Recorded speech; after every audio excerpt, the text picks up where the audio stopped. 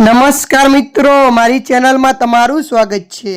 મિત્રો, રિલાયન્સ ગ્રુપના સ્થાપક ધીરુભાઈ અંબાણીના પત્ની કોકિલાબેન અંબાણી અચાનક બીમાર પડી ગયા છે।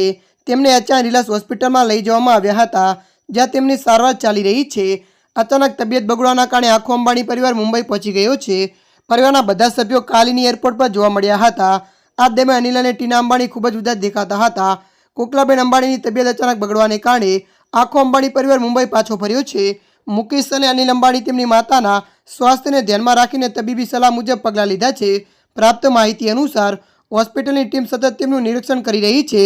પરિવારના સભ્યો હજુ સુધી આ અંગે કોઈ માહિતી આપી નથી કે કોઈ નિવેદન પણ બહાર પાડ્યું નથી, પરંતુ પરિવારના નજીકના લોકોએ પુષ્ટિ આપી છે કે તેમની સારી સંભાળ રાખવામાં આવી રહી છે। 24 ફેબ્રુઆરી 1974ના રોજ ગુજરાતના જામનગરમાં જન્મેલા કોકિલાબેન અંબાણીએ 1955માં ધીરુભાઈ અંબાણી સાથે લગ્ન કર્યા હતા। તેમને 4 બાળકો છે।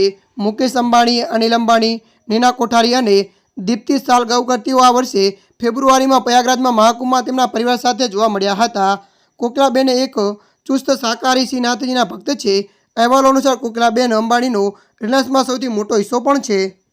ત્યારે મિત્રો, હાલ માટે આટલું। મળીશું નવી અપડેટ સાથે। જો તમને અમારો વિડીયો પસંદ આવે, લાઇક, શેર અને સબસ્ક્રાઈબ કરી નાખજો। ધન્યવાદ।